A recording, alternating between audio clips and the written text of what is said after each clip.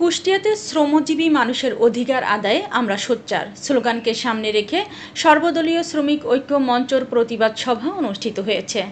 বিস্তারিত থাকছে কুষ্টিয়া থেকে এম.এ. শাহীন হোসেনের প্রতিবেদনে। বাংলাদেশ শ্রম আইন 2006 অনুযায়ী 2012 সাল থেকে কোম্পানির পাওনা মুনাফা, প্রভিডেন্ট ফান্ড, গ্র্যাচুইটি 1 ও অভিন্ন নিয়োগপত্র, আইন বহির্ভূতভাবে বাইরে রাখা শ্রমিকদের চাকরিতে পুনর্বহাল সহ 22 দফা দাবি বাস্তবায়নে পরিবার পরিজনদের নিয়ে প্রতিবাদ সভা অনুষ্ঠিত করে। 8ই মে কুষ্টিয়ার ব্রিটিশ আমেরিকান টোবাকোর মেইন গেটের পাশে আনোয়ার পেট্রোল পাম্পের পরিত্যক্ত স্থানে ব্রিটিশ আমেরিকান টোবাকো কুষ্টিয়ার লিভ ফ্যাক্টরির মৌসুমী শ্রমিকগণ উপস্থিত ছিলেন। শ্রমিক কর্মচারী ঐক্য পরিষদের সভাপতি খ.ম. মুখলেসুর রহমান, সাধারণ সম্পাদক মিজানুর রহমান রঞ্জু, যুগ্ম আহ্বায়ক আশরাফুল ইসলাম, কুষ্টিয়া জেলা মোটর শ্রমিক ইউনিয়নের সভাপতি মাহবুল আলম, সভাপতি জামায়াতের আমির কুষ্টিয়া জেলা আবুল কাশেম, বাংলাদেশ শ্রমিক কল্যাণ ফেডারেশনের সভাপতি এস.এম. মুহসিন আলী ও ব্রিটিশ আমেরিকান টোবাকোর পুরাতন মৌসুমী শ্রমিক শহীদুজ্জামান সহ বিভিন্ন শ্রমিক দলের নেতাকর্মীরা উপস্থিত ছিলেন। আমি আরো বলতে চাই, আমাদের এখানে ভেন্ডরের মধ্য দিয়ে বেশ কিছু শ্রমিক কাজ করে। আমি একটু তাদের কথা বলতে চাই। আমি চাই এই শ্রম মঞ্চ থেকে সেই সব শ্রমিকের ভাগ্যের উন্নয়ন ঘটুক আমাদের পাশাপাশি। সরকার এটা করতে দিচ্ছে না।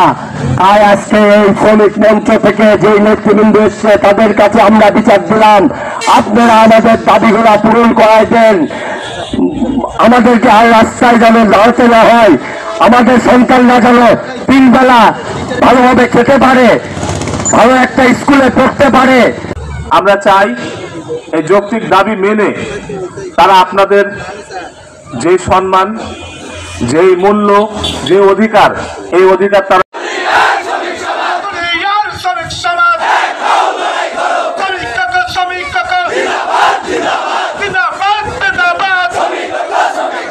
যখন এই টোবাকো ছিল তখন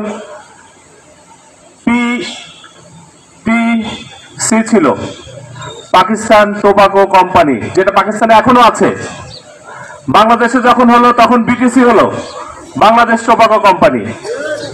পরবর্তীতে নাম চেঞ্জ করে যেটা করা হলো বিএটি, ব্রিটিশ আমেরিকান টোবাকো। আমরা দেখেছি ওই সময়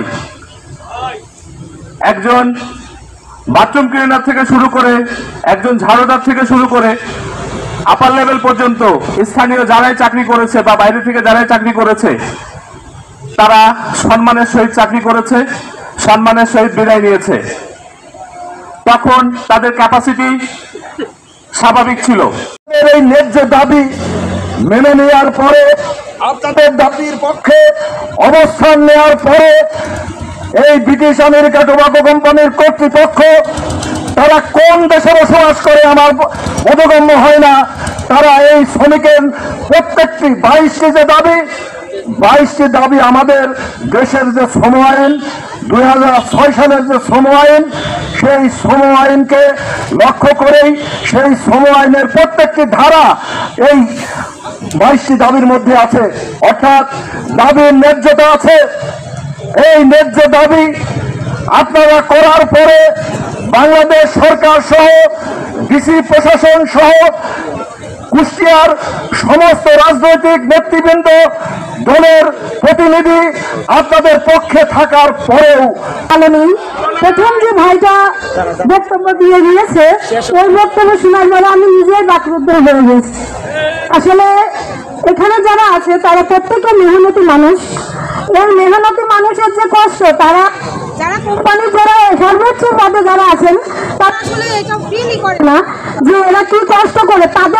এদের মাথার ঘাম পায়ে ফেলে যে টাকাটা নিয়ে তারা অট্টালিকায় থাকে, আর এদের বউ বাচ্চা খেতে পারে না, তাহলে তাদের দাবি কেন মেনে হয় না?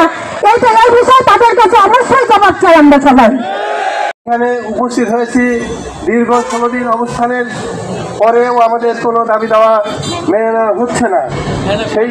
সেই কথাটিকে আমরা প্রতিষ্ঠিত করার জন্যই, সেই আন্দোলনকে সুদৃঢ় করার জন্যই সমস্ত শ্রমিক শ্রেণী আজকে ঐক্যবদ্ধ এই মঞ্চ থেকে আমরা যারা ঘোষণা দিলাম, আমরা চাই এই দেশ স্বাধীন হয়েছে দীর্ঘ 10 মাস হয়ে গেল, আর এই আন্দোলন দীর্ঘ 13 বছরের।